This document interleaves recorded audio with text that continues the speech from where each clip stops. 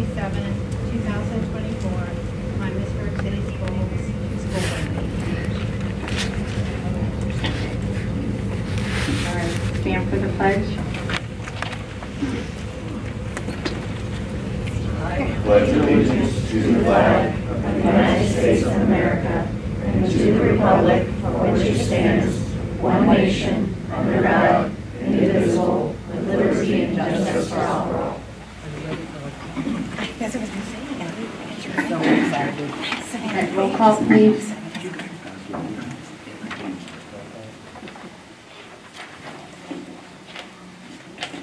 Mr. Amsler? Here. Mr. Daffler? Here. Mrs. Getter? Here. Mr. Mowry? Here. Mrs. Neese? Here. Mrs. McGowan? Here. Mrs. Ogilvore? Mr. Prince? Here. Ms. Stocker?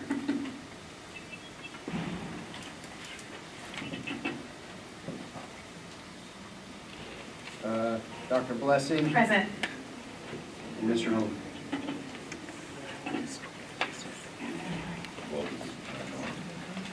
All right, before we adopt the agenda, do we have any amendments to our agenda? All right. Recommended action is the approval of adoption of the agenda for June 27, 2024. And next, we have D, approval of waiving the reading of the following minutes as presented. Regular board meeting held on May 16, 2024. Special board meeting, work session held on Thursday, June 6, 2024. Next, we have E, approval of minutes for regular board meeting held on May 16, 2024, and amendment minutes for special board meeting work session held on June 6, 2024. And then next we have F. The recommended action is approval of financial reports. Do you want to talk about that now, Mr. Burbank? Yes, so we're ending the fiscal year, so it's been, heads on fire, trying to get things done. And, yeah, that's been everything coming out about like what we had planned. I thought the report looked very encouraging. I think so. All right. Next we have G, recommended action. It is recommended that the Board of Education adopt resolutions of appreciation for the following employees. Is Renee Cecil here? Oh,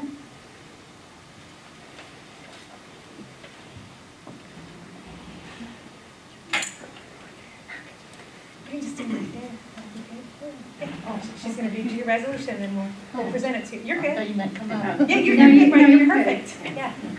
Resolution of appreciation. Whereas Renee Cecil has rendered 16 years service to Miamisburg City School, and whereas Renee Cecil performance, conduct, and sincerity in carrying out her duties as exemplified the highest level of achievement, and whereas Renee Cecil has distinguished herself as a bus driver, now therefore be it resolved that the Miamisburg City School Board of Education pass this resolution as a token of appreciation for her outstanding conduct, and that such resolution become part of the permanent minutes of said Board of Education.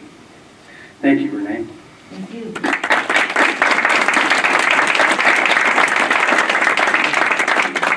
yeah, and she has 16 years with our district. Congratulations. We hate to lose you. You're going to come back and sub for us every once in a while, maybe? Just think about that, okay? We'll give you a little time off. And then you want to step over here and we'll get a picture? Okay.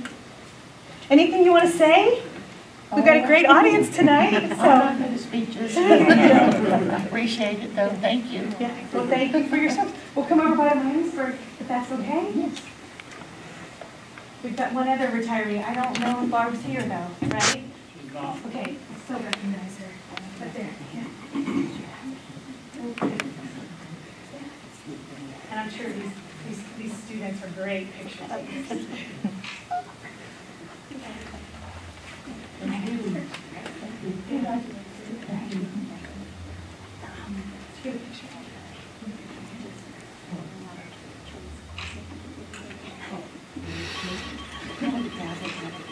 Thank you, yes.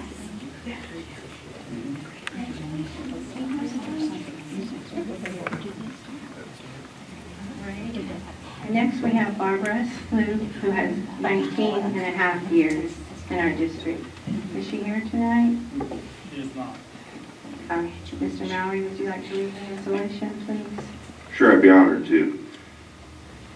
Whereas Barbara Sloop has rendered 19 and a half years service to Miamisburg City Schools, and whereas Barbara Sloop's performance, conduct, and sincerity in carrying out her duty has exemplified the highest level of achievement, and whereas Barbara Sloop has distinguished herself as a custodian in the Miamisburg City School District, now therefore be it resolved that the Miamisburg City Schools Board of Education pass this resolution as a token of its appreciation for her outstanding conduct, and that such resolution become part of the permanent minutes of said Board of Education meeting on June 27, 2024.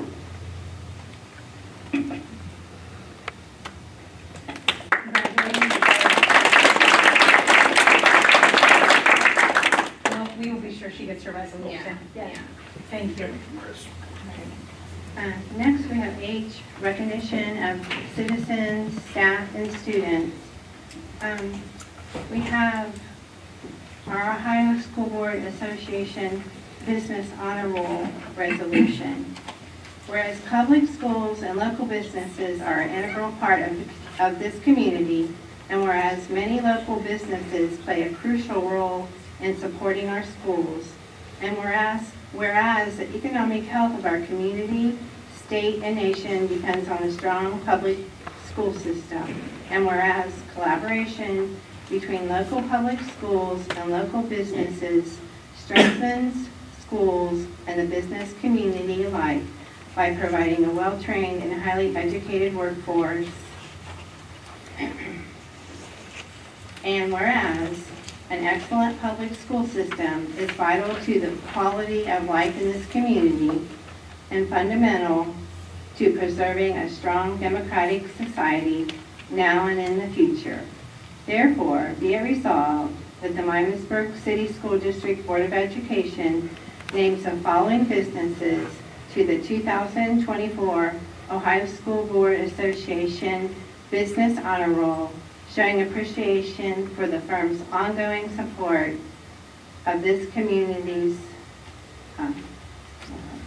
public schools. Your work has aided this community in focusing on the goals of providing the best public schools we can for every child who attends them. And we have Pam Rich, is Pam here? Pam, okay, yeah, oh, that's right, you told me, yeah. Pam Rich and to come up for the Miamisburg News. The Miamisburg News, absolutely. Okay. Their donation was for the Gators for outside events, and they donated $5,500.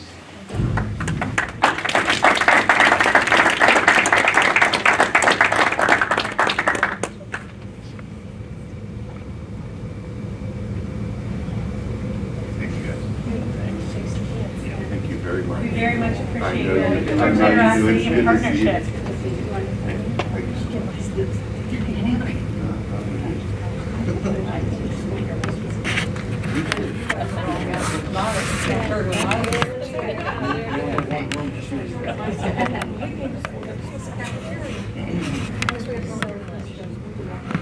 And my trust, yes, my Brian. Yes, thanks, Brian.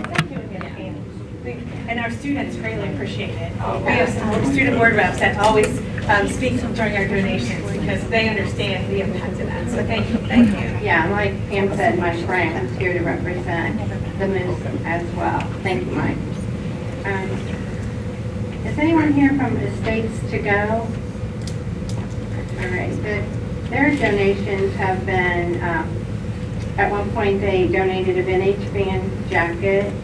They've given monetary donations to our school, and they've also given us supplies for students.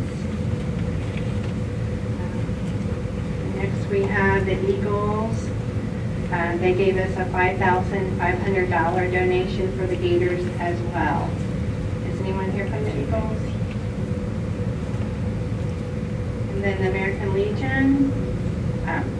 These three, actually, the Moose, the Legion, and the Eagles were all part of a special project, according to Ohio School Board Association.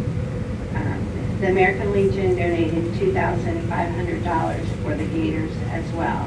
So all three of those entities contributed to the Gators. Ernie, do you want to? Yeah, I can do Okay, that. great, okay, thanks. Get a picture too. Thank you.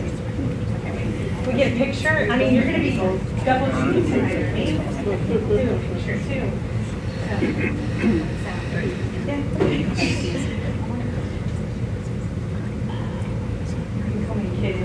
Thank you so much. Thank you, Ernie. I'm gonna get out of breath after all this work tonight. Next, we have Vicky Joe Dance Studio. They contributed to the high school musical. They're down in Florida right now for a competition. But I will get all these certificates to those businesses. Then we had Infinity of Dayton. Scott Evans here. They also contributed to the high school musical. Then we also have Ranger. They contributed, I forget the exact amount, I think it was $10,000 to a lacrosse practice wall. And we also, along with Granger, it was a matching donation program, and an anonymous employee, one of our former head coaches, did the matching donation. But it's anonymous, so I want to thank him as well. Have you guys know anything about the lacrosse practice wall? Yeah, so I play lacrosse, and our head coach told us that we were getting the wall earlier in the season, and we were all very grateful, so thank you. Right, next we have, I want to recognize Ernie Pyle and Ronnie Davis. You want to come on up?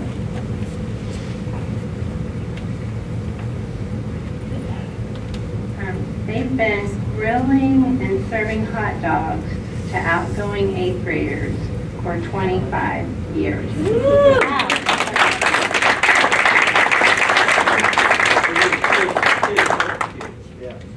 Yeah. So, and I want to add to that. Okay, So I just sure. finished my 24th year in the district. The year before I got hired, my teaching certificate went through in March, so I took a long-term position, which became my permanent position. And we reached out and asked if they would help cook out that year before I was actually on staff. So that's how we get our 25 years. Okay, that's awesome. Well, and we Get a have picture, come on some up. hot dog certificates for you. Some fancy hot dog certificates. Oh, I love that. Yeah, you'll have to frame those, right? So.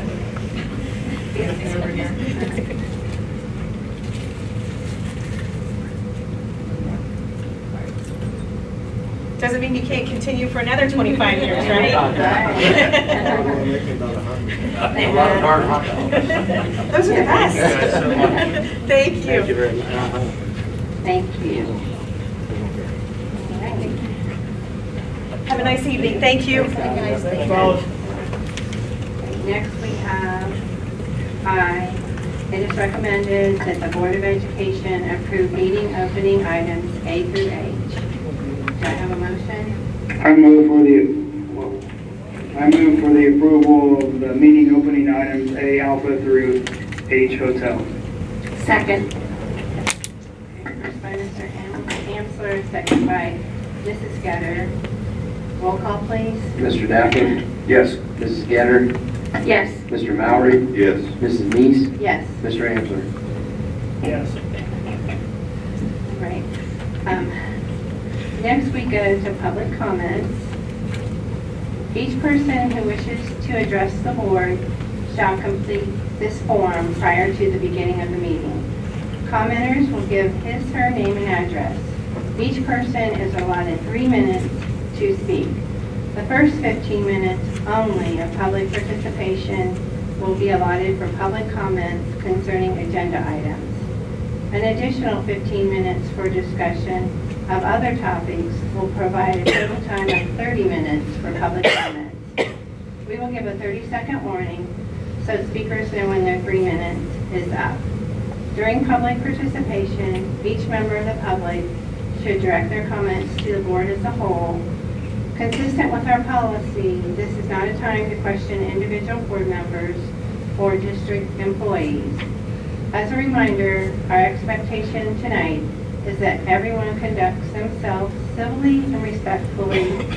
We will not tolerate profanity, frivolous, repetitive, or harassing statements. We only have one, and I'm not sure which category it falls under, so just go ahead and go with it. Shelby Nunnery.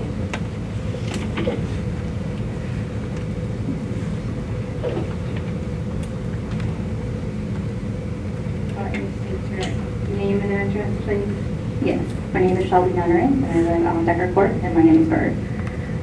Today, I want to talk about something that's not going to be very popular amongst some students, but I think it's important from a parent perspective and a teacher perspective, and that's cell phones in the classroom. So I work in a different district, and this past school year, but the admin at B decided to invest in some yonder pouches. Those are little lock pouches for students to use to really crack down on the cell phone usage. And the state legislator right now, as most of you know, is putting forth laws to enact more strict guidelines for schools to follow regarding cell phones and students. I want to share my experience as a teacher from being in the classroom with students with no cell phones, and I think there's a lot of apprehension from the teachers going into this. It's not going to work. I don't want to release this. How is this going to impact the learning? But after a year, I will say that I have noticed a huge shift in engagement with my students. I actually teach American Sign Language, so it's a visual language, and they have to be engaged to learn. And when they're not looking at their phones, lo and behold, they learn. So from my perspective as a teacher, I don't have to mitigate any behaviors with the cell phone. It's very black and white. It's you have your cell phone out, you get it taken, and then you get it back at the end of the day, and then there's a tiered disciplinary action from there. Now, the investment in the yonder pouches, I don't know if that was the best choice because it is an investment, it is a lot of money, because honestly, we know the kids don't use them. They put calculators in them, they put fake phones in them. We know students are creative and get around those rules, but it's the administration and the teachers all coming together to have a same mindset, and it's very strict and it works well. So I think Miamisburg could enlist something like that, where you might not need to have the pouches, but have a very strong foundation from the administration to say this is what our rules are going to be. And I know that there are policies in place, but are those effective? Or is that really happening? Because we used to have the same policies, and we had teachers that were more lax than others. As a parent, my son's about to go into middle school next year, and I have very strict rules about internet usage. He doesn't have unfettered access to those kinds of things, and I want it to stay that way. So I do worry about him going into the middle school and being exposed to things through his peers and their phones that they bring to school. Even though there's no phones there, we know kids are sneaky, and we know that buses and things like that happen. So as we move forward through this legislation with Ohio and seeing what we're required to do as a district, I think that coming together with the administration, the principals and everything, we should look into having a more strict policy across the board. The yonder pouches are a good visual for kids to get the message across, but financially, I think it was kind of a waste of money on our district's end just because no one uses them. It's all kind of a mirror and shadows type of thing for the pouches. But I do think we should work in that direction to have a more strict cell phone policy for the students from probably middle school to high school. I think would be a good one. So that's all I wanted to add. Thank you. Thank you. It's good to hear from someone that has experienced that. All right, next we're going to move on to board discussion. And insurance presentation.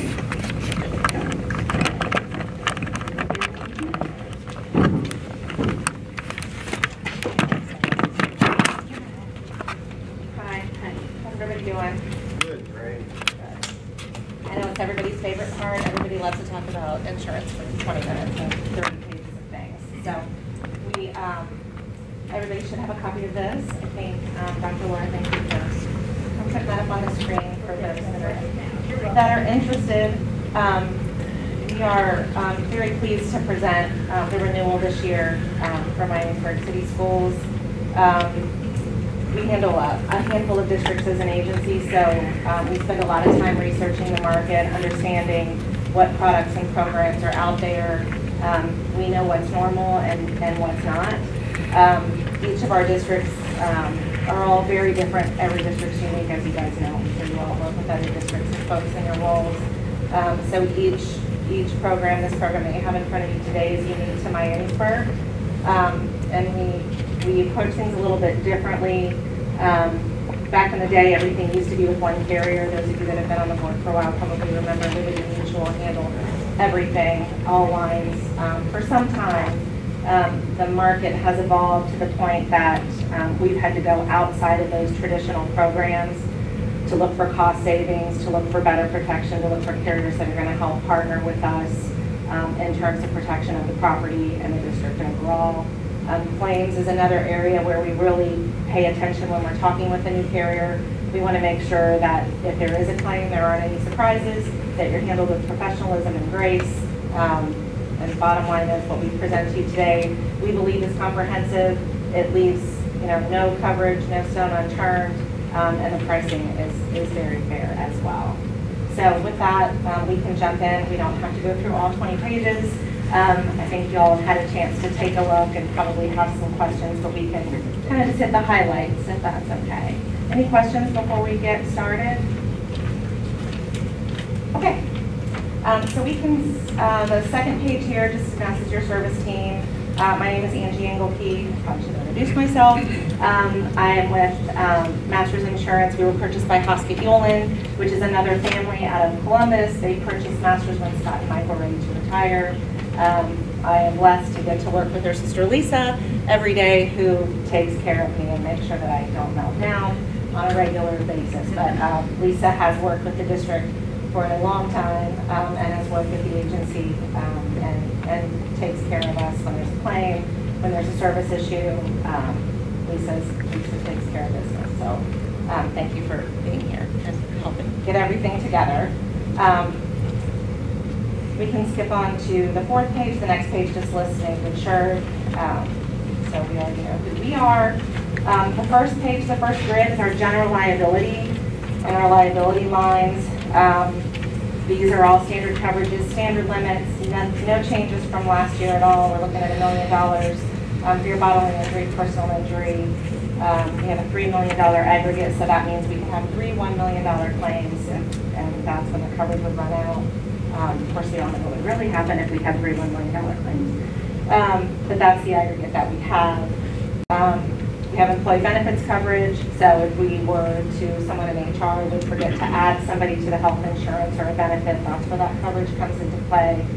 And then that bottom grid, that handful of coverages, those are all fairly standard, but ones that we always want to see in a liability program. We have an additional insured automatic by contract, so that means if you are doing business or engaging with a company that wants to be added as an additional insured to the district, that's automatic, so you don't have to let us know, we don't have to issue paperwork, it's just done.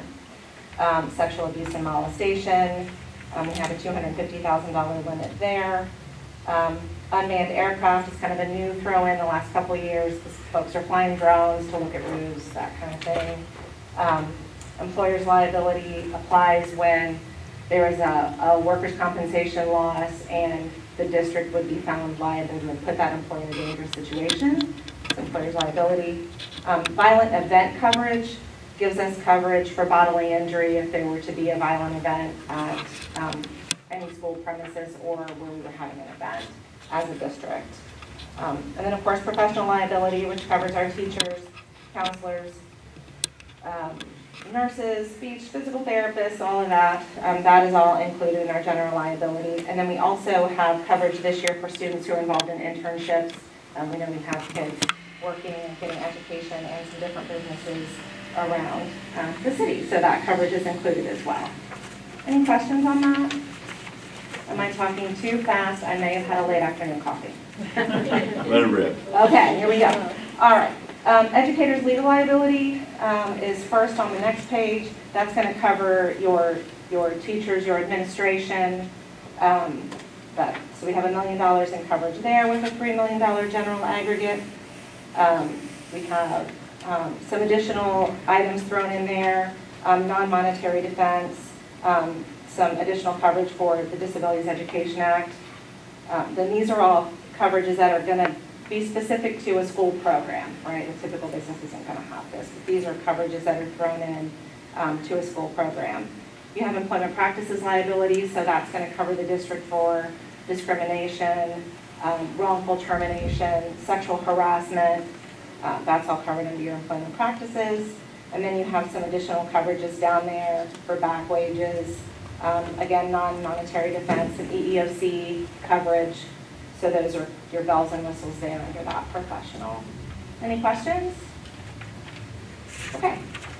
Law enforcement liability obviously covers your resource officers that you have on premises. We have $1 million with a $3 million general aggregate there. Then we skip down to auto liability, which is obviously giving us liability for our fleet. Standard limits there at $1 million. And then we have $5,000 deductibles on comp and collision, which the team had decided to increase up to that $5,000 last year, which gave us a pretty nice cost savings last year. We then just provided a list of all the vehicles. I know everybody wants to go through and read all of those VINs and prove them for us. The next page is our excess liability, which is a layer of liability that sits over top your auto and your general liability, your employee benefits, educators, EPLI, I forget something, oh, and your law enforcement. So you have a $5 million limit that sits on top of your $1 million, $3 million liability aggregates. Okay, so you have $8 million total in coverage there. We have all the locations listed on the next page. And then the next couple pages there is property, our property coverage. I do want to spend just a little bit of time on this because this is new. Previously we had the liability lines and the property lines all with one carrier. The property market is crazy. If you own a home, you've probably seen a big increase in your home insurance premium. You've also probably noticed that the value that the insurance company places, and they get to pick it, is a lot higher than you probably think your home needs to be insured for, right? So, so companies make the decisions about limits. We follow suit in that in the industry. Long story short, we took you out to market just the property alone. We went to a handful of markets. The least expensive rate we found next to what we placed you with was 9.5 cents. The rate in what we're presenting today is a 6-cent rate. So we saved a lot of premium there by moving you to this new carrier, which is just property only. So, so with that, we were able to provide, at a 6-cent rate, an additional $47 million in property coverage in your total limit, and you have a less than 1% increase in your property premium over last year. So we are very pleased with that. Affiliated FM is the carrier. They are the largest property carrier in the country. They came out, looked at every building. They went around with your facilities folks, looked at every building, put a sticker on all the sprinkler heads, and they will be a present team here with your facilities team this year. So they're very into protection of life. They're more worried about making sure everybody gets out and that the buildings are safe. Because from their perspective, that's where they're focused on that, then the property is going to be in good shape and well protected. Okay? So that's the big deal. Property is the big piece that's difficult. We had prepared the team for a little bit more of an increase based on what we were seeing in the market and what we were starting to get back from our carriers as we went out and started to price things. As you flip to I don't know if you want to go through any of these kind of bells and whistles. There are 3 or 4 pages of them. It's kind of minutia. If there's anything on there that grabs your attention that you want to talk through, I'm happy to do that. I also don't want to bore you to tears by going through 46 supplementary coverages.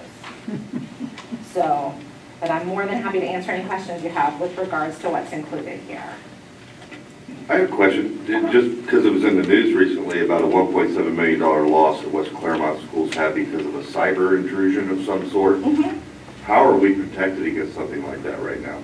Okay, so if we skip through the next couple pages through the property, you'll see a page with a black line on top, a couple pages back that has cyber at the top. And I apologize because my pages aren't numbered, so. But it's got a black line at the top, cyber as the title. After the crime coverage. Yeah, right after crime, thank you. I'll take your word for it. Okay. So we have that coverage. So you have it. You have a separate policy. So cyber is a very technically specific coverage. When claims happen, it takes a special team, forensic team of people to seal the vulnerability, negotiate, take care of all of the things that go with a cyber claim. So we have a separate policy for that. You have a $2 million limit total for a cyber claim for an incident. So you also have several sub-limits under that, but really with the cyber policy, what you're getting is if you have a breach, you would contact us. We would immediately go to this forensic team that would come in, talk with your IT folks, again, seal that vulnerability, let you know what you need to do as a public entity, business owner. You have responsibilities. There are fines that have to be paid, notification expenses, all of those things. And you have a cyber policy, that's all taken care of through that policy and the panel of experts that you have that come along with what you're paying this premium for.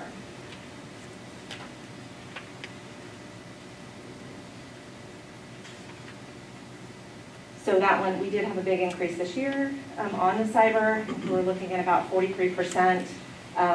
We had prepared the team the last 2 years. We had prepared everybody for, doubling, tripling premiums.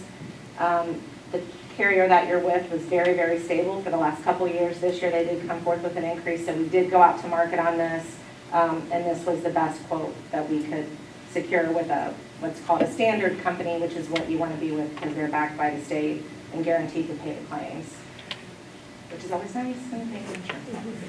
So, any questions on the cyber? Okay. We did skip over, so we could just go back just real quick on the crime coverage, which is just one page back. This is also with the same carrier that carries your liability lines.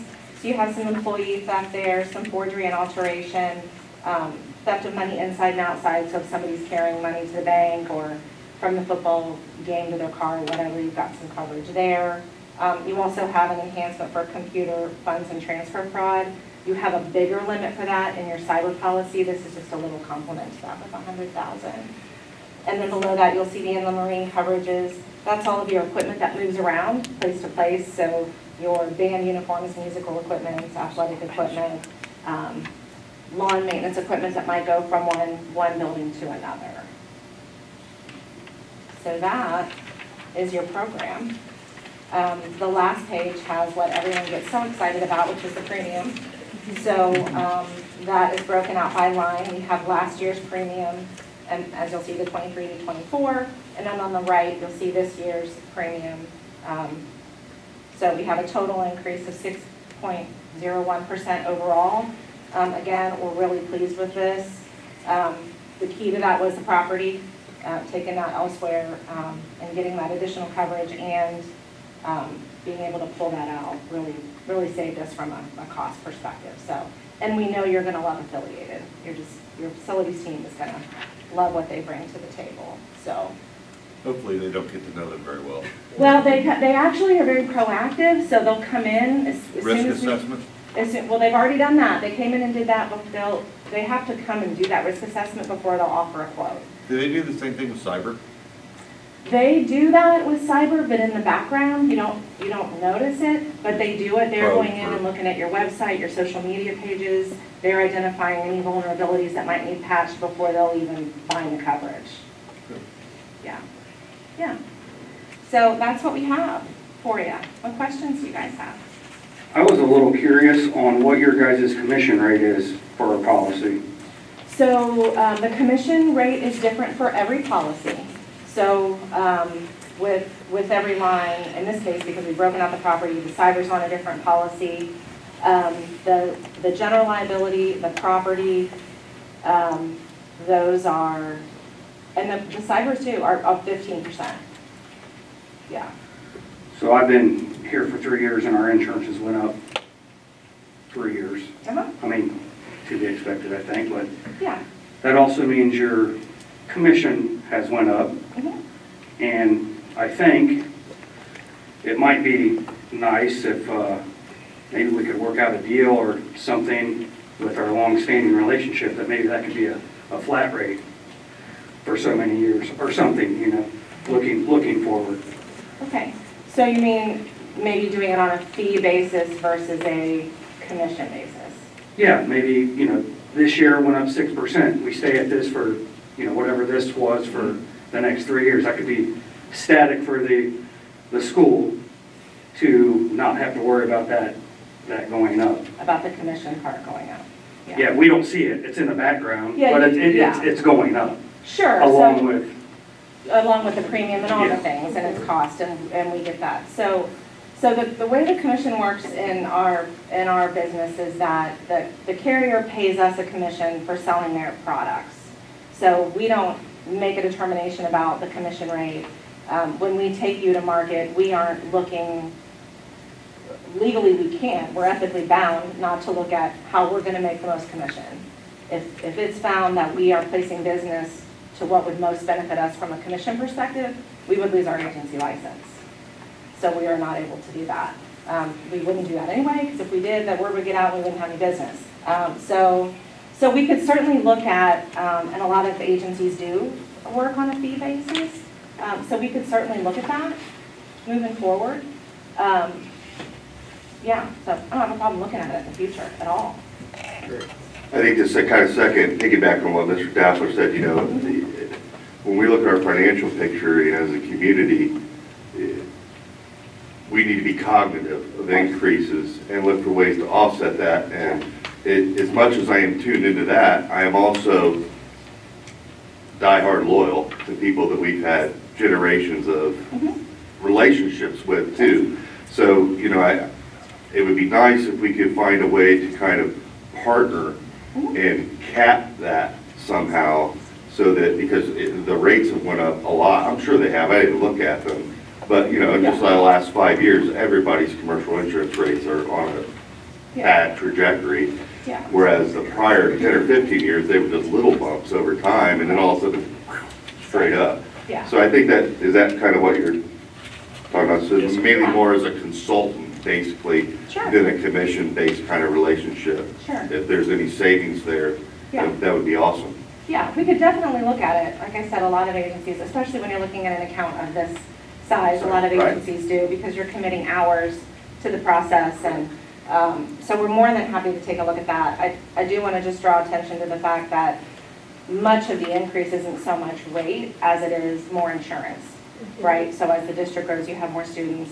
As the property values increase, then you're getting more insurance as well. So it's not necessarily a 6% rate increase, you know, what we show at the bottom, because again, this year we're getting another $47 million in property values, and our property rate, our property premium increase is less than 1%.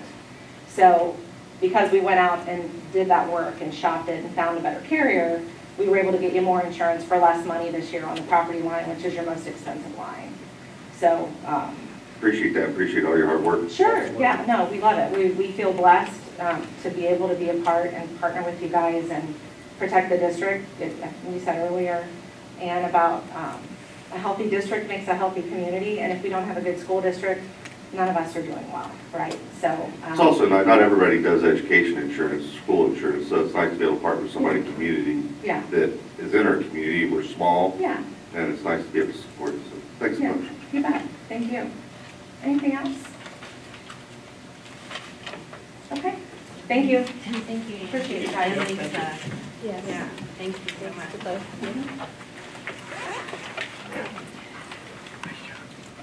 Next, for our board discussion, we have Becca Huber and Allie Masters here to present the Kinder Elementary.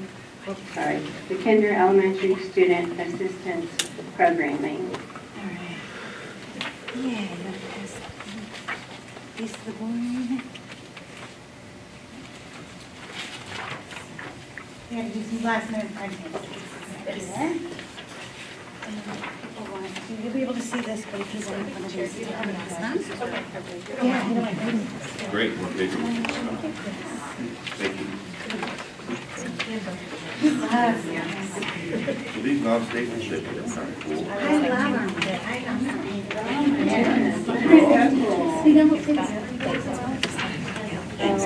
Oh, I like it. That's great. Yep. Yes, that's key. I need one. All right. Thank you so much. Thank you. All righty, thank you guys very much for the opportunity to come speak. I emailed Dr. Blessing a few weeks ago. We've had the opportunity to go all over the state. Yesterday I was up in Columbus at a conference talking about our student assistance program. And it hit me that I've never really gotten a chance to explain what we're doing and what makes us so special to the board. So I want to be mindful of your time, so I'm watching. I'm giving myself 10 minutes. I talk fast. So you've got two things in front of you. First is the impact report. I was here a couple months ago and gave you some numbers, and those were from our first year together as a team, Allie Masters and I, and this is from our second year. So I'll go over that at the very end. So thank you very much. Hello, everyone. I'm here today to talk to you about our student assistance program. We spent a lot of time this summer making sure that it aligned culturally with our staff and students and make sure that it is aimed at healing. So if you turn the page, the first thing you have is our new student assistance program vision and mission. And I know you can read, but I'm going to read anyways. So our vision is a world where every kinder intermediate student has the resources and support that they need to thrive academically, emotionally, and socially. The mission is to dismantle barriers related to environmental, emotional, health, and fundamental human needs that hinder kinder intermediate students from reaching their full potential at school. Through comprehensive assistance and family support programs, we aim to create a nurturing and inclusive environment where every child can excel academically and beyond. In very plain speak, our job is to get rid of the barriers that keep our students from being successful in school and keep our teachers from being able to teach. So that's our main focus at all times. So why do we need, and I'm going to call it SAP because, you know, educators, we love the lingo. So why do we need a SAP in Miamisburg? So Miamisburg, you know, we talk a lot about diversity, and realistically, our population is 75.2% white, 12% black, 8% Latino, and we have 12.9% poverty. So when you look at that, you get a certain picture of a very homogeneous culture. So I want to bring a couple things to your attention. First of all, there's something called the diversity index. And our diversity index in Miamisburg is 26.4. That means you have just above a 1 in 4% chance when you're walking down the street to meet someone who comes from a different ethnic background as you. So a lot of times when we talk about diversity and needs, we're only talking about race, but we really need to think about culture as well. More importantly, this map here is from the, let me get it right, the Area Deprivation Index. And the Area Deprivation Index looks at housing prices, income, social standing, access to medicine, socioeconomics, thank you. And it takes these all into an index where we're compared against the state. So when we look at Miamisburg, we see we're a fairly prosperous community, but this map shows that we have everywhere from people in certain areas who are the least disadvantaged group to the pin that's dropped is here where we're standing right now. That's right about the 60th percentile as far as advantage in this country. And in just a few blocks, we've got people who are in the 90th to 100th percentile of the most disadvantaged. So when we talk about the need for these programs, these are students that may have more barriers to success than some of the kids in our other areas. Next slide, please, if you don't mind. Another thing we have to look at is mental health in this country, and especially as kids. So what you are looking at now is depression, anxiety, and behavioral disorders by age. And these are diagnosed disorders, folks. What we do know from the CDC, 42% of high schoolers in this country show signs of depression or anxiety, and 1 in 5 high schoolers in our country have seriously considered or attempted suicide. So we know that we are in a mental health crisis. We also know that here in Ohio, we're a mental health desert. If every single person who had a diagnosis went to get help, only 19% of those people could see a therapist because we just don't have enough. So even though traditionally it's not the school district's issue to take care of these, we know that we are not a district, we're a community, and the more we can help with some of these environmental factors, the more success our students can have, and that's really why we're here. So what is the Student Assistance Program? I put this in because Mrs. Masters loves the gears. I'm just saying right now.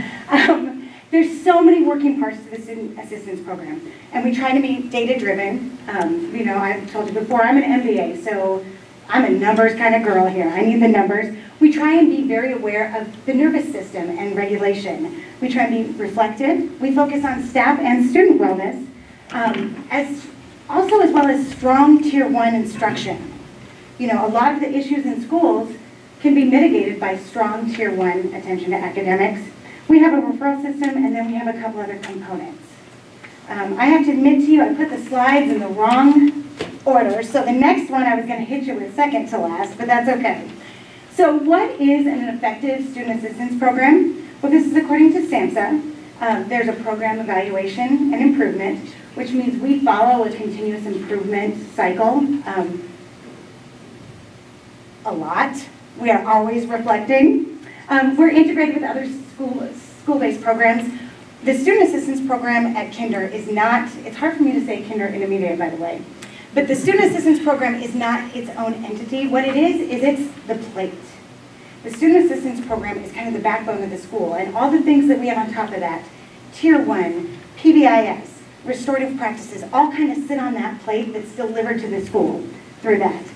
We collaborate and cooperate, not only with among in the school, but also with outside districts and the ESC. We don't offer direct services to students, but we can get student services. And then the bottom one there, the big red X, SAMHSA says it is imperative that there's a school board policy about student assistance programming, and I'll hit you guys with that in a couple of years when I've got more data. But look out, it's coming, all right? And I did my first lobbying this summer, and I liked it. So I'll be back.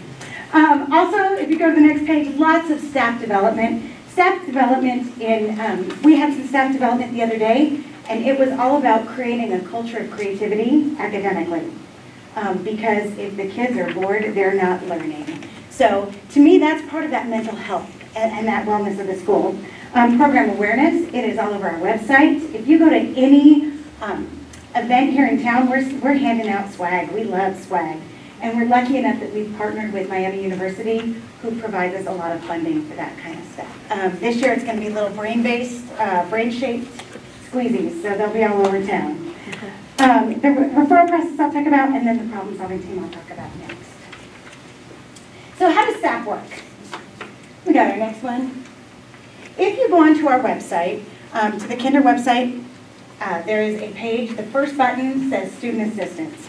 And any community member, staff, teacher, self, any student can go on there and click, and it's just a nice, easy little Google form.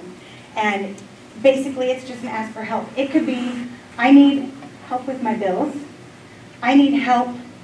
We help somebody navigate their electricity bill this year because they didn't know how to do this kind of thing. It could be, my child cries every night. Help me out. Can we get some therapy? We had one parent that asked for help because his child was wetting the bed a lot, which again, is that a school problem? definitely if his daughter's up all night, up 3 or 4 times because she's dealing with this. So we were able to connect them with a doctor so they could actually get that looked at. It can also be academic or behavioral. So they submit this referral and it comes to either myself or the Behavioral Health and Wellness Coordinator, which is a grant-funded position through a high school wellness initiative and Project Aware, which we've been very, very blessed to have. That person does all that coordinating with getting outside referrals. I don't know if you saw on our website, we had an organization come in and give a pair of Nike shoes to every 4th grader. Our kids were walking around with Dunks, and the whole background to it is the gentleman who runs the charity had been bullied as a kid, and he said, you know, he just felt if he just had a good pair of shoes, maybe that would have given him some clout for a while, so he gave 65 of our kids just a pair of shoes. So that coordinator comes up with that stuff. So we get the referral and we look through and we say, does this need to go to an outside agency? Does this person just need a referral to our social worker at Dayton Children's? Does this person need to be connected with our student resiliency coordinator? Do they just want to meet with our counselor a few times? Or is this something we need to problem solve as a school? So we have 2 problem solving teams called the Collaborative Solution Teams, or the CSTs. And we meet every other week. It's on a volunteer basis by our staff. And we meet and we present cases and problem solve. And we problem solve academics, we problem solve behaviors, we problem solve how to talk and listen to parents. Anything that would be a barrier to student success, we'll problem solve. With that, the teacher or staff member that brings the child through this process is also assigned a partner. And this partner will help goal set, help come up with interventions for the child, and help learn how to track. Because it used to be, somebody would bring me an issue with a kid and I'd say, well, what have you tried, where's your data? And we don't always know what data helps or how to take it. So that's something that we sponsor people through. And what we've really seen is such an increased capacity in our staff on how to work with students. So you've got a partner in there, and then we come back every 6 weeks and we reevaluate whether students, you know, maybe we need a new goal, maybe nothing was working. Maybe everything was working, we can just dismiss them. We don't usually after 6 weeks. Or look at next steps together. So that is, in a nutshell, how that works. And I've got one more page for you. Because when we talk interventions, not everything is a crazy, fancy intervention. If you look at the first thing on the Tier 1 interventions, it says welcoming or greeting at the door. Well, that's just what you should do, right? You should welcome people and know my name. But we think of this as an intentional approach to connect with every student that walks in the door, to make them know that they're included and they belong. It's also a way to take the temperature of students. You can see if somebody comes in and they've been crying, or if they come in and they won't talk to you, and I say, hey, you know what, go wait in my office, let's eat breakfast together. And I can take a temperature. And so by being intentional about this kind of thing, we are making a huge difference. So that's just kind of an overview of that process. And I am under my 10 minutes. Put a timer up there. I tried to do it, sir. Right behind you. I've got 32 seconds. Are there any questions? Going once, going twice? You want to share this one? Oh, sure. So then this is our beautiful little impact report. Again, the position, the Behavioral Health and Wellness Coordinator position, we have to report to the federal government for that through Project Aware. So we have to do an impact report. So overall, in the past 2 years, we've had this assistance program for 3 years. In year 1, I was flying solo. Actually, I was barely treading water solo. So I didn't have the right data. So I can't go back and compare apples to apples. But in the past 2 years, our OST scores have gone up 32%. Our MAP have gone up 12%. We received a 5-star rating in gap closing, which is moving children more than 1 year at a time. And again, this is due to the entire school's efforts. But again, this SAP is the plate. Behavioral minor incidents are down 70%. And these are minor referrals. So kids are still going to be kids. But what I see in this number is that our staff is learning to deal with those things before they become major. And so they're dealing with them in the classroom, and we're increasing that capacity. Major incidents are down 45%, and 49. Suspensions are down 45. A big one for me is our truancy letters have gone, our habitual truancy have gone down 38%. And in elementary school, truancy is not about kids wanting to skip school. In elementary school, truancy is about environmental and a lot of times parent issues. So this is a huge testament to the connection, the intentional connection we're making with parents. Student resilience skills up 25%, and the building and climate culture is soaring high at 83% favorable there. I got into this, just a little backstory. I've probably told you this, but 3 years ago on our Panorama survey, the question was, how optimistic, it was to our staff, how optimistic are you at the future of our school? And there's a gentleman named John Hattie who is like the guru of educational statistics, and he says that the #1 effect size of the #1 predictor of student success is that collective efficacy or that optimism of staff. And so ours was at 38%. And that was a big kick in the gut and a big, and we were post-COVID, the world was hurting, but that was, to me, that was huge. Like we needed to take care of each other. And so that became the goal. So overall, we've had 100 total referrals this year. 57, those referrals, their needs were met and we were able to dismiss them. 15 were connected to school services. Oh, I'm sorry, yeah. And 28 were connected to outside services. And that can be anything from Ohio Rise, which helps people navigate Medicare, navigating kinship, when our families take in, instead of their grandchildren or their relatives going into foster care, they can opt to take in their families. There's not a lot of support for that.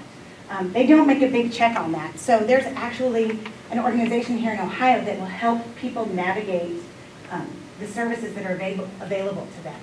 So there's been several families we've been able to help connect to someone who can really help them. One was a grandmother that took in 5 kids. She was in a 2-bedroom apartment and she took in 5 kids under the age of 10. Ouch. So being able to help her learn to navigate that was pretty powerful. Now do we have any questions? I have 2 things. One is, I believe when I did my tour, when I came into your office, this is what we looked at on the screen. You pulled up the matrix of last year, this year, and showed all the matrix. And there was one matrix that wasn't, I mean, you showed all of them. There was one that was down or whatever, but I found it pretty interesting, the data tracking.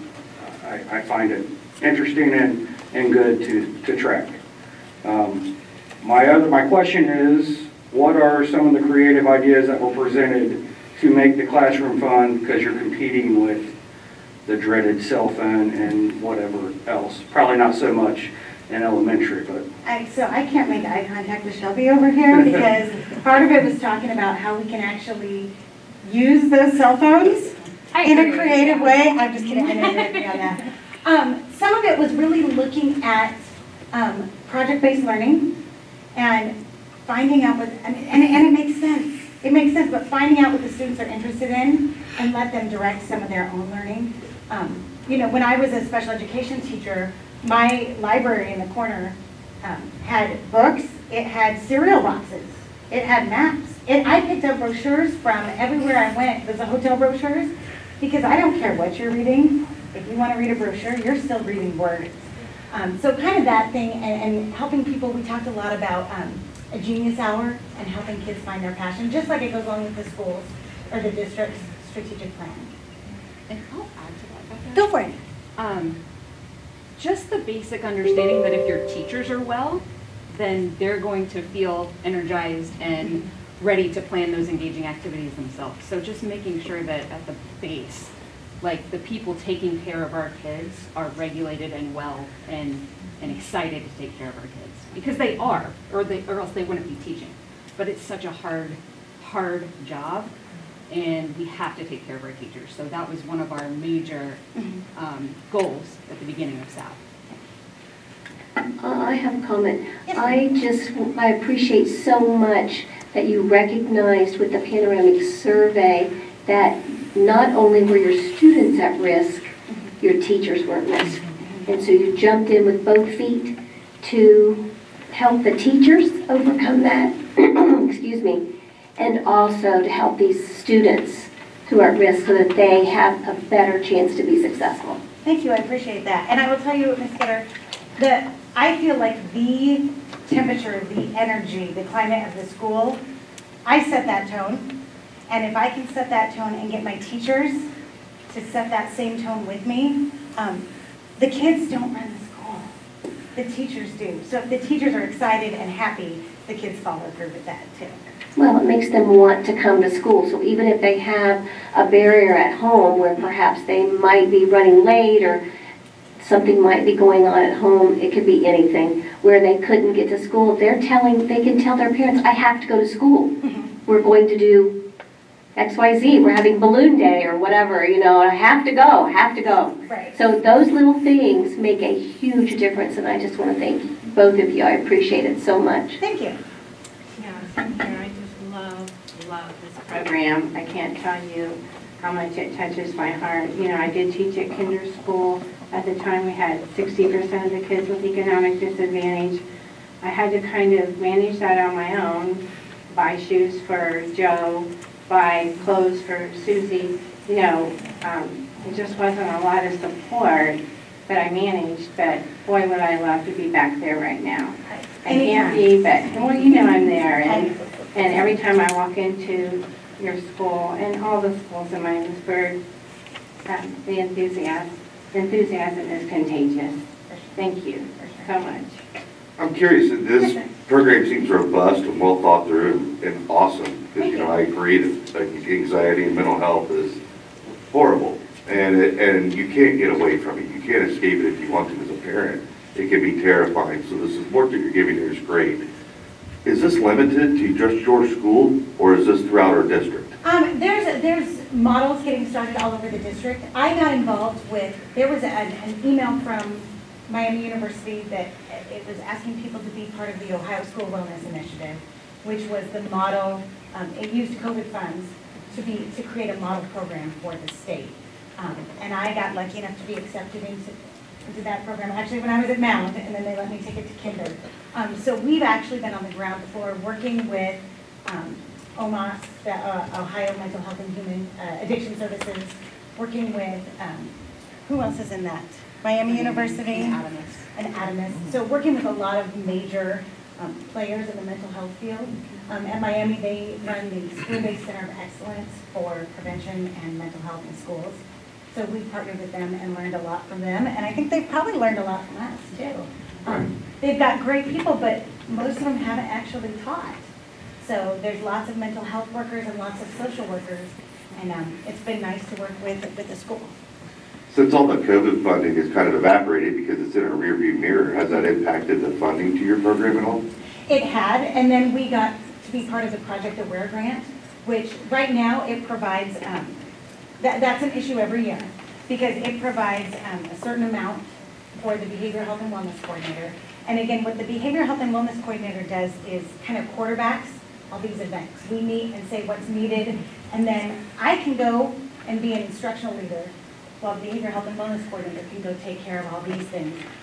So the Project Aware grant pays for about half of this right now, a little more this year because we had some resilient. I think it pays for most of it. For the next 3 years, we'll have to look at some funding, and I've got some sources that are going to help me do that. Also, what pays for the other half right now? Well, no, so last year it was 100% paid for. Cool. This year I believe we had 89,000, so right now it's paid for. Good. Coming years, Great. we'll only have about. It's worthwhile. I'm sure people will get behind it and help you out. When you see it works, which is probably maybe why I'm here, but when you see it works and it's important, even more importantly, we can teach the other. This is nothing special. Every school in the country looks out for their kids. It's the fact that we've put it all together in one program and we've got a hub where we do it. That's well thought through too. Yeah. And it's really intentional. Yeah, exactly. Everything we do is very intentional and data-driven. It's sad because there's so many high-quality programs like this that are great, but the limitation always seems to be funding. You are exactly right. And no matter how you look, that's the elephant in the room always. It's tough to navigate, but I appreciate your efforts. Well, we are covered for this year. Next year, I'll be back up here with a different story, folks. Go raise some money. All right. Thank you, Allie and Becca. That was awesome. All right, next we're going to go to our consent agenda. Stephen Aylward and Ryan Wintersheimer, Bands of America Grand Championship, Lucas Oil Stadium, Indianapolis, Indiana. Tim Freed, Stephen May, Jimmy Brockert, Allison James, Paula Morningstar, Anissa Waters, the MHS Media Arts 2025 trip, New York City, New York. Next we have B. It is recommended that the Board of Education approve out-of-state travel. And once again, those are those same trips and those same people. And C, recommended action is Miamisburg City School Board of Education wishes to participate and authorizes the Southwestern Ohio Educational Purchasing Council to advertise and receive bids on said board's behalf as per the specifications submitted for the cooperative purchase of school buses. And then D, it is recommended that the Miamisburg Board of Education approve the National School Breakfast, Lunch, Snacks, and Beverage Program. And then E, it is recommended that the Board of Education establish lunch prices for the 24-25 school year as follows. Elementary breakfast, $1.30, lunch, $2.50, middle school breakfast, $1.60, lunch, $2.85, high school breakfast, $1.70, and lunch, $3.05, adult breakfast, $2.35, adult lunch, $4.75. I was going to take this opportunity to ask Andrew and Madison what your favorite lunches were. I heard that there's a lot of kids that eat the school lunch. Yeah. My favorite school lunch is the breakfast for lunch, school lunch. Yeah, French toast, sausage, hash browns. You should go buy this. I always packed my lunch, but the girls at my table, they really like the mini corn dogs and mac and cheese. I'd just like to make note that these meal prices have not changed from the last school year, which I think is great for the families. Next we have F. It is recommended by the superintendent and high school principal that the Board of Education approves the extracurricular code of conduct and athletics fan code of conduct as presented. And then G, it is recommended that the Board of Education approve a correction, a typo, on board policy GEBAR as follows. The word years was changed to step to match contract language. And H, it is recommended that the Board of Education approve consent agendas items A through G. Before we do that, Dr. Blessing, do you want to speak to any of those? Sure. Thank you. Obviously, A and B are gearing up for next school year and some of our overnight trips. Again, the school lunch program, this is something we do every year in anticipation of offering school lunch and you know partnering with our federal government to provide those meals and of course establishing lunch prices as that is required. And then obviously the code of conduct, we work with our athletic directors and adopt that for our not only the Ohio Athletic Association, but for the GWAC as well. That's something we do every year. And then we are getting ready to issue new contracts July 1, and we noticed a change, and that's, a typo, so that's why we put that on there. It's supposed to be steps instead of years. So that's our consent agenda for this evening. Any questions? Thank you. I motion for approval of the consent agenda items A through G. Okay, second, please. Second. All right, first by Mr. Mallory, a second by Mr. Daffler. Roll call, please. Mrs. Gatter, Yes. Mr. Mallory, Yes. Mrs. Neese, Yes. Mr. Amsler, Yes. Mr. Daffler. Yes. All right, next we move to our human resources agenda items. We have A. It is recommended that the Board of Education approve the following personnel reports. Employment in the Miamisburg City School District is contingent upon the candidate submitting to and passing a BCII and FDI criminal record check in accordance with the Ohio Revised Code and pre-employment drug screening in accordance with adopted board policies. Do I have a motion?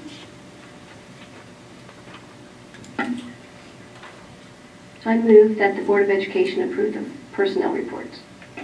I second. Okay, so first by Mrs. Getter, a second by Mr. Mallory. All right, roll call, please. Mr. Mowry, Yes. Mrs. Neese, Yes. Mr. Ambler, Yes. Mr. Daffler, Yes. Mrs. Getter. Yes. All right. Next, we move to B. It is recommended that the Board of Education approve the following personnel report, supplemental, stipend, certificated, classified, and the same clause. Do I have a motion?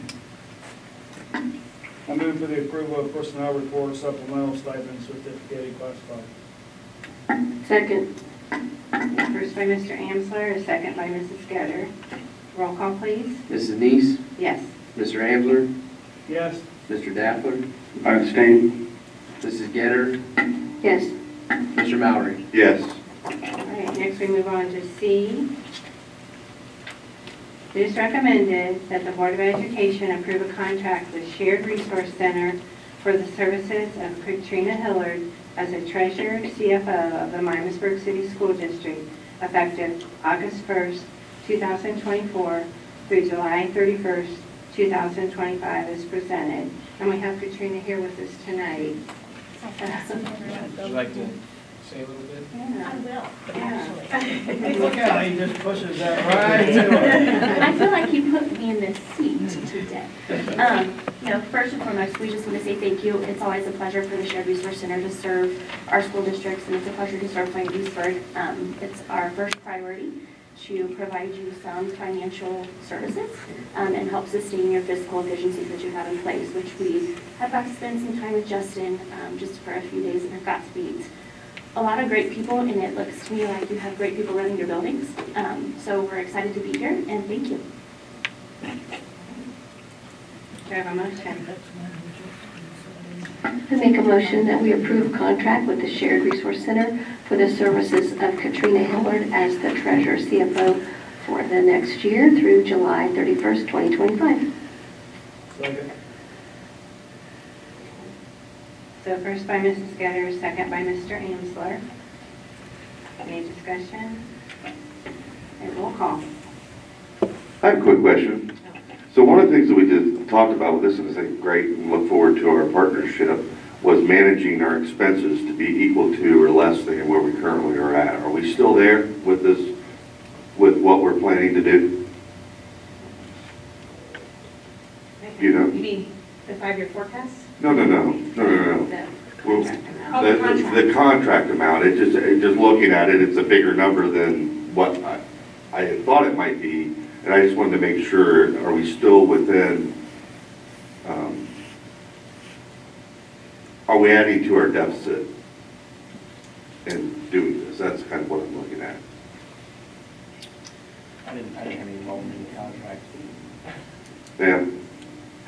Just from talking to Mr. Holman, all the figures add up to what we are currently paying, and we're not going to be paying any educational costs. That was quite a hunk of money.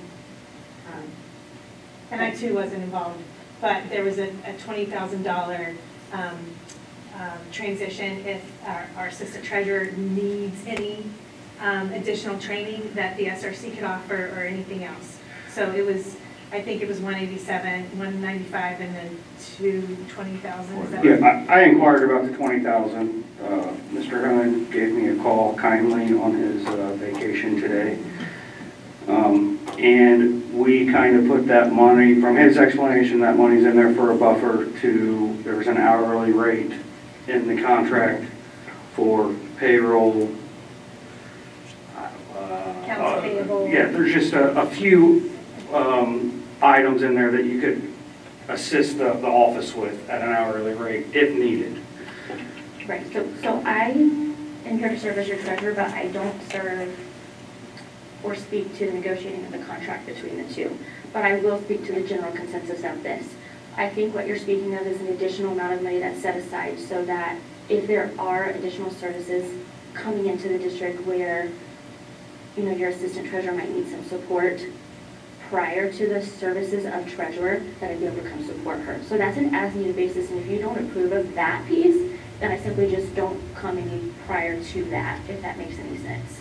So from August 1st on, I think is the treasurer services. No, I think the support that you guys offer is a blessing in disguise for our staff. I'm fully in favor and excited to have that.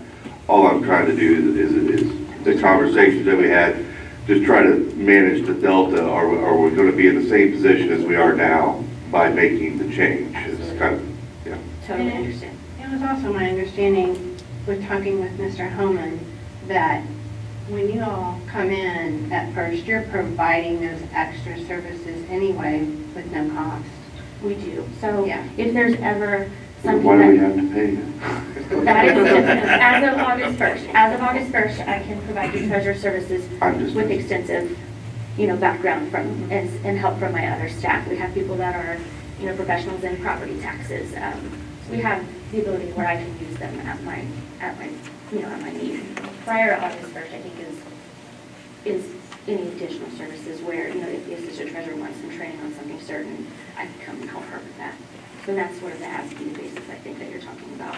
And then when you get into, you know, the cost of a treasurer himself or herself, you're looking at the cost of the treasurer's salary plus their benefits plus their, you know, additional things that go along Everything, with right, that. right. Right, the total I package. understand. Right. So in our contract, there's not all of that. There's bits and pieces instead of a full surplus of that.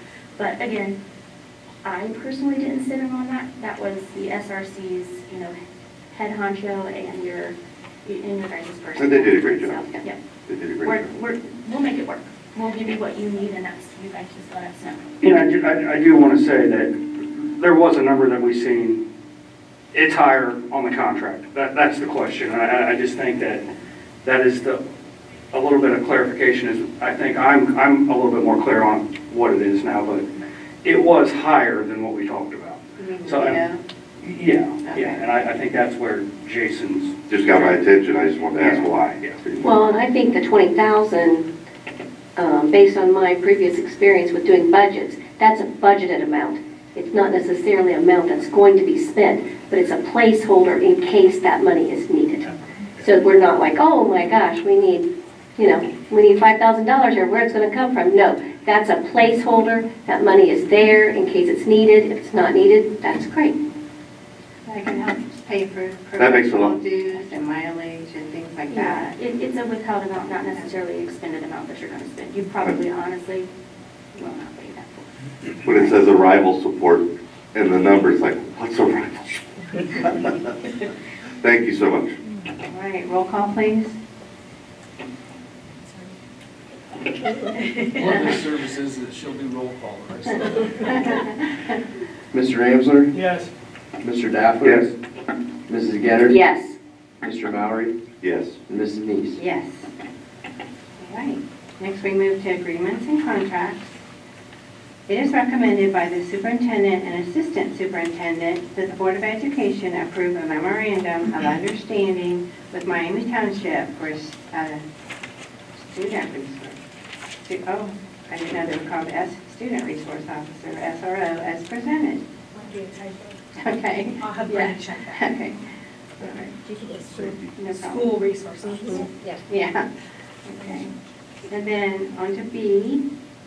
The superintendent recommends that the Board of Education approve the following plans with the Southwest Educational Purchasing Council for medical insurance, dental insurance, life insurance, and voluntary vision insurance for the 25 calendar year. And can I just make a comment on that? Yeah. I reviewed that insurance with the premiums and everything, and I'd just like to make a comment that the district is closing some of the gap in the co-pays with the no-cost on-demand option with Kettering Health. So it could be significant savings for families of employees who need to go to the doctor, urgent care, they're not paying that copay. They're paying a premium for their insurance, but that would be for a bigger issue, and they can use the on-demand at no charge because we're providing that for them.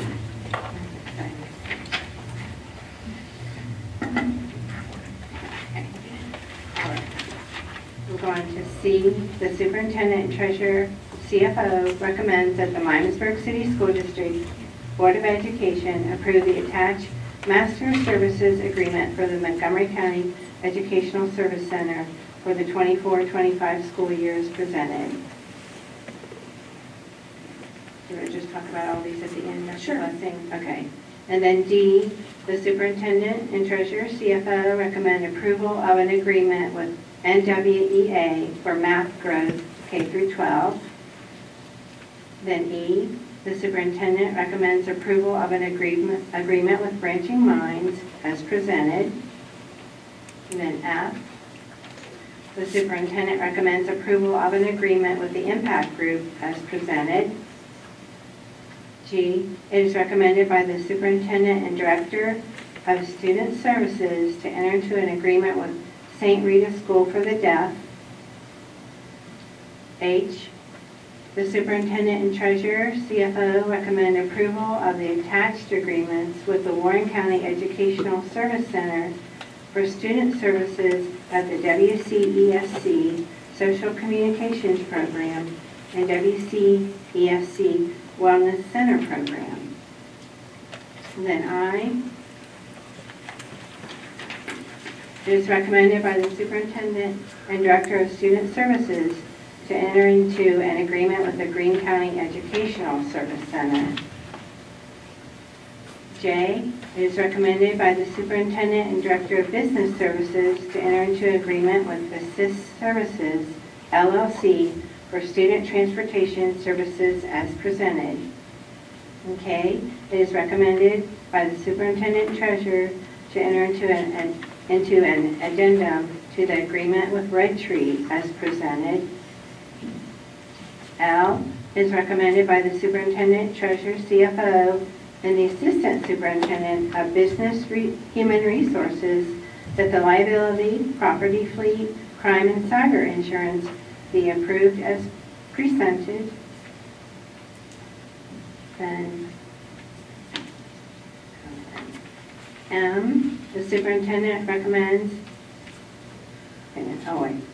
that the Board of Education approve the following agreements and contracts, items A through L. I motion to approve agreements and contracts, items A through L. Second. Okay, so first by Mr. Mallory, second by Mr. Daffler, and Dr. Sure. I think you all received an explanation, but I'll go quickly here. Okay. Of course, our memorandum of understanding with Miami Township.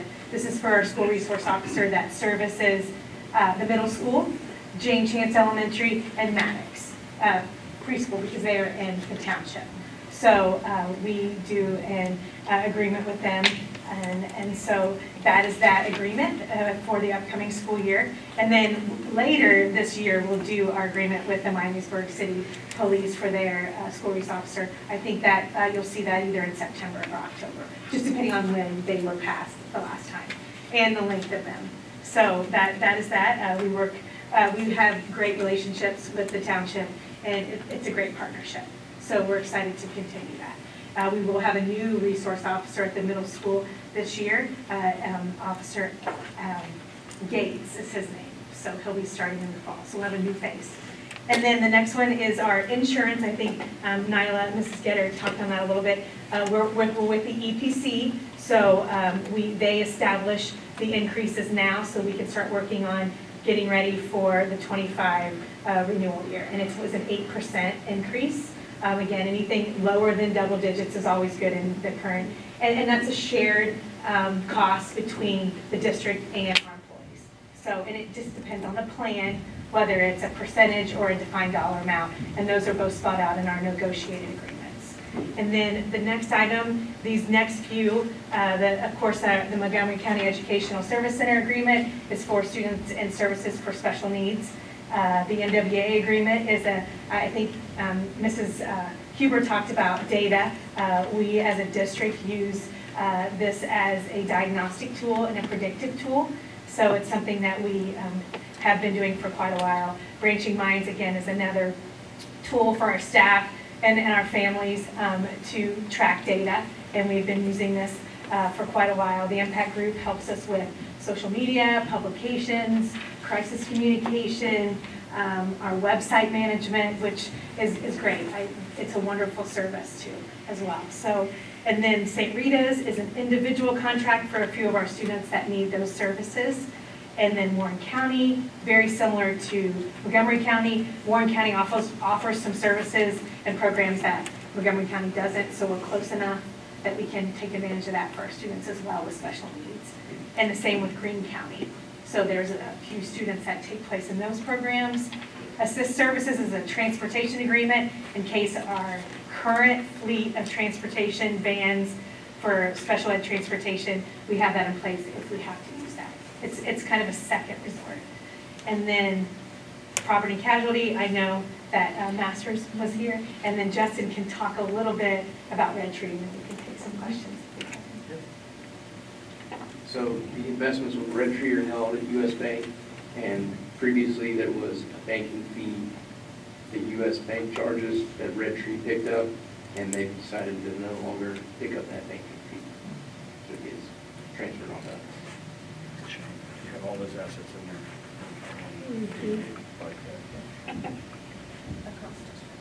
Yeah, they just really up their bottom line this year. Kind of frustrating. Our investments haven't been through farmers and merchants, correct? We have money with farmers and merchants, but not Through Red Tree. correct. Correct. Any questions? What's the advantages of continuing to use Red Tree if they're more expensive to use? More expensive compared to, If there's new fees, I'm just curious if the. right. They provide a lot of service for kind of helping us look at cash flow and then determine where those investments should sit based on when we need the money. That's the biggest perk that I've seen from working with them. They act as an advisor. Do you feel there's value for that fee? I do, yes. Okay, thank you. Yeah, and I think that when John was here, it was kind of like highly recommended through them, and they're actually really more actively managed and more looked at competitively, and the advantage of return was a lot better for the road trade, so I think it's beneficial. Also, I think that they collect the data.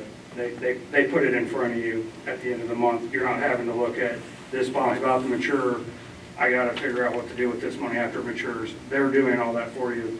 They're telling you what needs to happen. It's on a couple sheets of paper, Yeah, and then you can make Right. some They decisions. save the office a lot of time too with reconciling for us, sending that over, so that's nice as well. Roll call, please. Mr. Daffler? Yes. Mrs. Getter? Yes. Mr. Mowry? Yes. Mrs. Neese? Yes. Mr. Ansel? Yes. Okay, next we move to financial agenda items.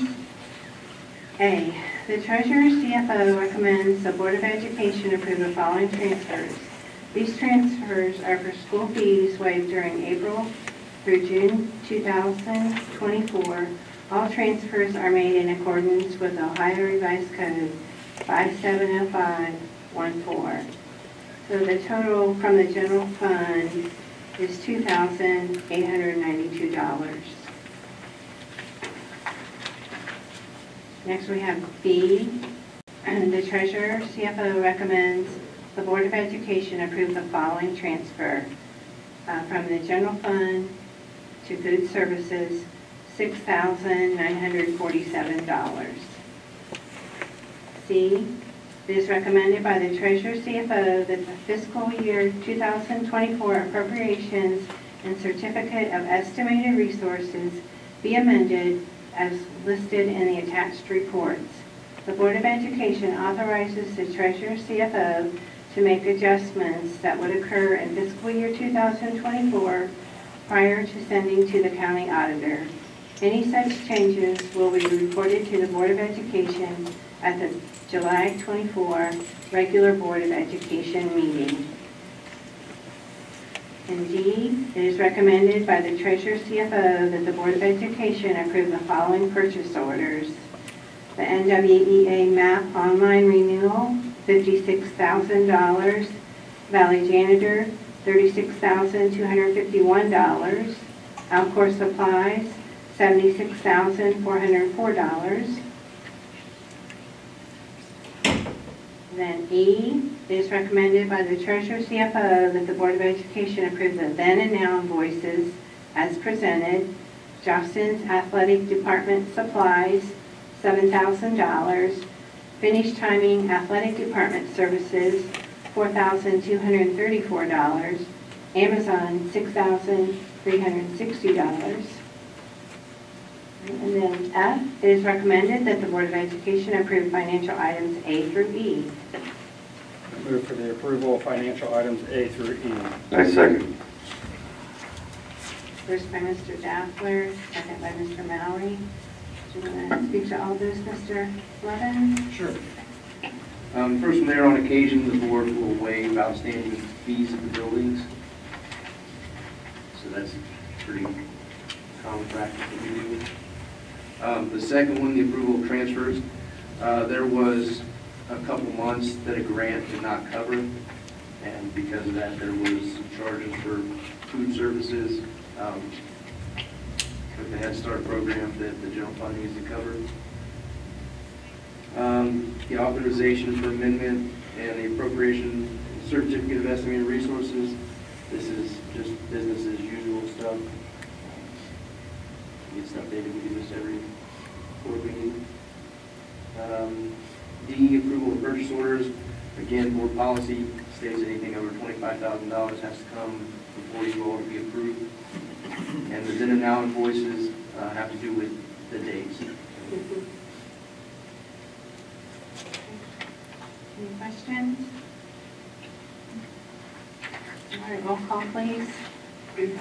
Mrs. Getter? Yes. Mr. Mallory? Yes. Mrs. Neese? Yes. Mr. Angler? Yes. Mr. Daffler? Yes. All right, next we have acceptance of donations. It is recommended that the Board of Education accept the following list of donations. All monies will be used through each school's 018 account unless indicated otherwise. Books and supplies valued at $1,129 from Bear Elementary School PTO to Bear Elementary School. Books and supplies valued at $2,256 from Kinder Elementary School PTO to Kinder Elementary School. Books and supplies valued at $3,975 from Medlar View Elementary School PTO to Medlar View Elementary School. $15,000 from Medlar View PTO to Miamisburg City School to be used for Medlar View Elementary School playground. $235 from PJ Promotions LLC to the Miamisburg High School Art Club. $2,670 from Office Depot to Ballard Elementary School for building furniture. $5,620 from the Viking Booster Association to the Miamisburg Athletic Department toward the purchase of gators. So more gator money. All right, do I have a motion? I move for the acceptance of donations. I second. First from Mr. Ansler and second from Mrs. Getter. We really appreciate all these donations, all these books and everything that are going to our new elementary schools that have been reprogrammed to primary and intermediate schools. Any questions? All right, roll call, please. No questions, really. I just want to say, it amazes me after sitting through 6 of these meetings it's awesome how much stuff gets donated on a monthly basis. It's very impressive. So to all those who do that and have participated, I just want to say thank you. All right, roll call, please. Mr. Mowry? Yes. Mrs. Neese? Yes. Mr. Amsler? Yes. Mr. Daffler? Yes. Mrs. Gannon? Yes. Okay, next we go to information only. The Board of Education appoints the following board members as the official delegate and official alternate to the Ohio School Board Association Delegates Meeting at the 2024 OSBA Capital Conference and other such meetings as may be requested of the position. All official delegates may speak and vote on all resolutions and other businesses. So we need to have an official delegate and an official alternate. Well, the official is Ann Neese. And the alternate The president. is Corey Daffler.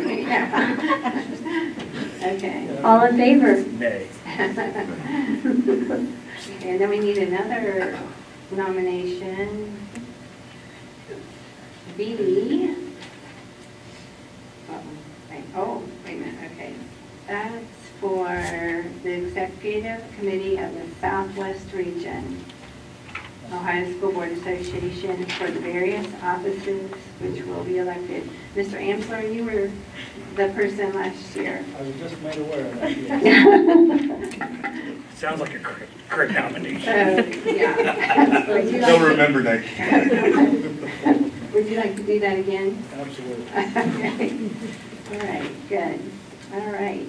Next we'll go to reports, and Dr. Blessing has Molly Williams' report for the MBCTC. Thank you. She was unable to be here this evening, and also with school being out, just like us, their report is much shorter and a little different. So with the students out, the final construction phase of the parking lots and entrances to the new building are underway. Most construction and punch list items are hoping to be complete by the beginning of the 24-25 school year. The board meeting was held June 11th, and the annual board retreat will be coming up. It looks like she'll be attending that June 29th. A complete review of and finished finances and staffing will be presented at that time. The financial report of June 11th is included with this report. The board meeting consisted of a lot of employment updates and renewal of contracts. The final approval of contract negotiations between the MVCTC Board of Education and the MVCTC Employee Association has been met. They also jointly agreed to extend and approve the contract to 4 years instead of the standard 3. The next negotiation will be June 30th of 2028. Handbooks were reviewed and approved.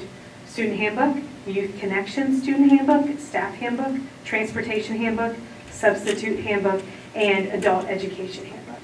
Miamisburg students continue to thrive at the MVCTC, with Elijah Rose from Miamisburg receiving first place in the BPA National Leadership Conference in Chicago. The Skills USA chapter officers for the 24-25 school year will include Cora Middleton as the reporter. So congratulations. That's it. Okay, great. Thank you. Next we move on to our legislative liaison, Mr. Malley. I have nothing this month. All right, thank you. And next we move on to student achievement liaison, Mr. Amsler. Schools out Schools out for summer. That's their achievement. Familiar song. They passed and they're on vacation. Okay, G, Montgomery County Drug-Free Coalition liaison, Nyla Getter. No meeting for June. We meet next July 18th. Okay.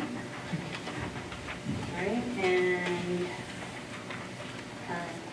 E, District News and Information, Mr. Daffler. Summertime. Right. All right, thank you. Next we'll go around with our roundtable comments, and we're going to start with Andrew. He has a little bit to tell us about his school-sponsored trip to Spain. Okay, so Mr. Bennett teaches honors Spanish 3, and almost every year he does a school-sponsored trip to Spain, and I was fortunate to go on that trip this year, and it was absolutely amazing. You know, immersing yourself in another culture is vital to understand different aspects of the world, and it lets you in on a new perspective of how one country works versus another. And it's wonderful that Miamisburg offers so many different opportunities for students to travel, if that would to be domestic or international. So yeah, I just encourage people to travel because it's amazing. And then secondly, learning about the SAP, I think that's amazing. The statistics are quite wonderful, really, and I love learning about how you're helping your school, and it's amazing, and I love hearing Miamisburg's doing great, so yeah. That's all, thank you. I'll be quick. Thank you to our presenters this evening. We've got Angie back there, and Lisa, thank you from, I was going to say masters, but I have to say Husker. It's all the same. Yeah. So thank you, and also to our presentation from Kinder with Mrs. Huber and Mrs. Masters. Mrs. Masters was also on our staffing list, so congratulations. She's taking a new position within the district, so I think that just naturally answers, I think, Mr. Mallory's question. Also, Andrew had the same question. He was going to ask, how are we doing this at other schools? So I think Mrs. Masters will be instrumental in having that experience. She'll be working with more than one school next year, so that's exciting. And then thank you for Mrs. Mastriardo. She is also changing positions, and she brought our hot dog friends this evening, so thank you. And then welcome, Katrina. So we're looking forward to working with you and the Shared Resource Center. And as we wrap up the 24-25 school year officially, right, Mr. Blevins, we got our finances ready to submit. It's been a great year. We appreciate the board's support, all of our staff and our community, and it's definitely summer. So lots of projects, and it's going smoothly. It's going too quickly, so we have to slow down. So have a wonderful 4th of July. I would like to start off by saying congratulations to our retirees. I say it all the time, anytime that you can go out on your own terms and retire when you decide is a special moment, so congratulations to them. A special shout out to our business appreciation, especially to the Moose, the Legion, the Eagles, Meadowview PTO, and the Viking boosters.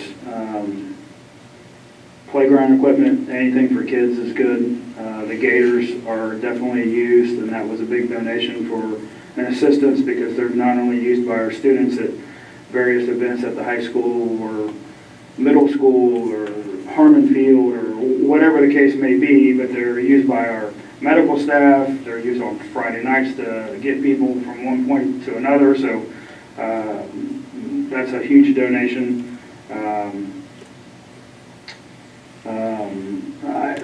I know we're not supposed to comment, but Shelby Nunnery does have a point in regards to cell phones. So that was well taken, well spoken. Mrs. Huber, what can I say? I think a lot of your success is by your enthusiasm every day. You have brought, and I will piggyback on Nyla. Not only do you recognize the students, but you recognize the staff. And in anything that we do as far as a school, if your staff is on board, you can accomplish anything there is to accomplish. But in the medical field, as I am, people are not going in the medical field, as I'm sure Nyla will attest to, and that's a disservice that we're doing to ourselves. But the stress level, especially coming out of COVID, has turned our attentions elsewhere. So thank you for everything that you do. It was well thought of, well presented, and thank you very much to you and Ally, both. So, lastly, I will say, Angie and Lisa, it's been, ever since I've been on the board, we've been a partner with you as far as insurance, and it's good to know, as a fire investigator, when I get an investigator that comes out, knowing that person, as well as we know you, as far as our claims or questions or whatever, it's always nice to put a friendly face to a name. So thank you both for all that you do for our school system, and thank you for taking time out of your night to be here tonight. So with that, I'll say continue to have a safe 4th and a fantastic summer, and I'll move it on to Jason. First, I want to start by thanking Laura and Steve. They assembled an immense amount of information for this meeting. And you know, it's summer. I know everybody's trying to work their vacation times in, and I'm glad Steve got to take some time off because he's probably one of the hardest working guys I've ever met in my life. And so thanks to you and Justin for closing our finances for the year. It's a lot.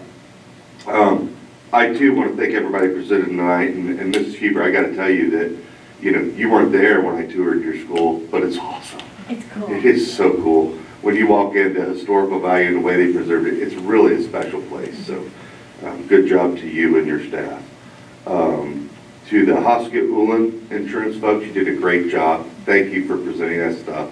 I know some of those questions aren't easy to answer, but we're just trying to do our best to represent the community, and I know you guys are trying to do the same. So thank you so much for your partnership. So with that, I hope everybody has a safe balance of their summer.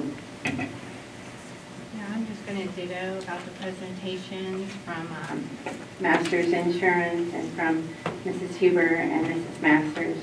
Like I said, I would love to go back to that school, although when I was there, it was fantastic as well, just because everyone had a good attitude and they truly cared about our students. I just did want to say thanks to all the staff, the teachers, the custodians, administrators, for that move that took place in early June so that we can begin our grade banding. It was a tremendous amount of work by all.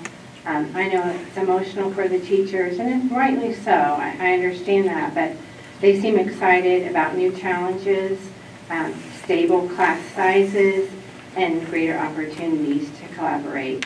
So I just want to thank, I know I saw on Facebook where teachers have spent hours packing and unpacking, and I know it's a lot, and I appreciate it.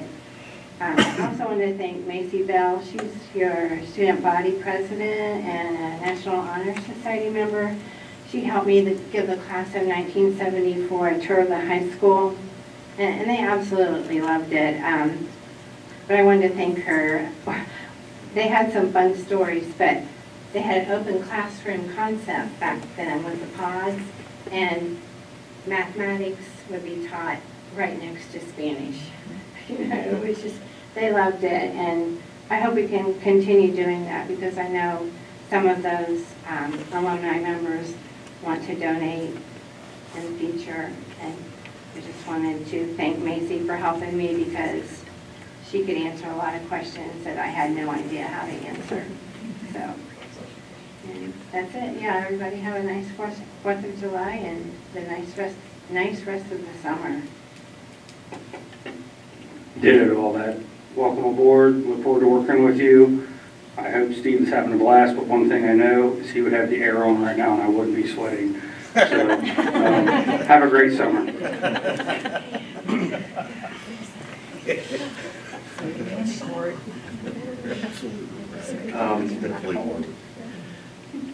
Good luck to Mrs. Hillard.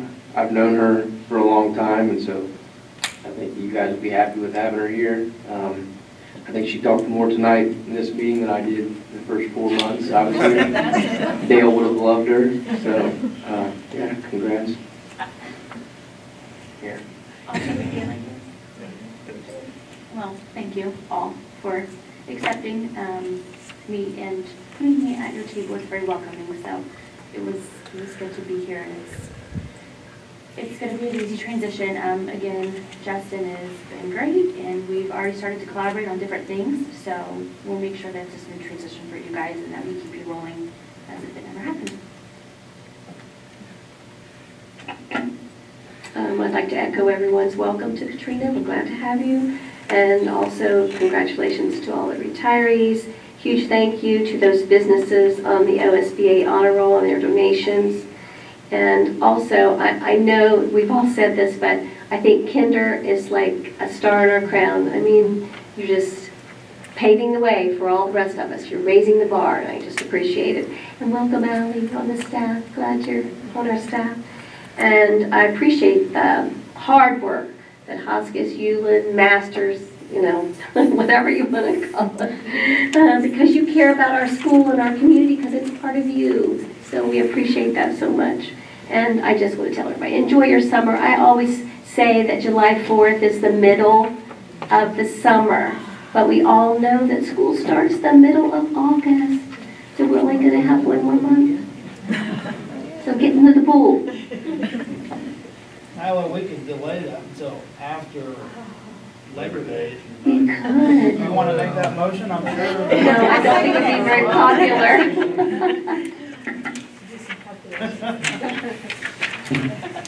I just want to thank the board for the approval of the New York City 2025 trip. That's a trip that I'm excited to go on with Mr. Freeze back there, and all my classmates. We're all super excited. And I also wanted to give a thanks to the presentation on the SAP program. It wasn't something that I'd heard about before, and I look forward to hearing good things about it. All right. Do I have a motion to adjourn? I move to adjourn. Second. So first by Mr. Daffler, second by Mrs. Getter. Roll call, please. Mrs. Neese? Yes. Mr. Amsler? Yes. Mr. Dappler? Yes. Mrs. Getter? Yes. Mr. Mauer? Yes.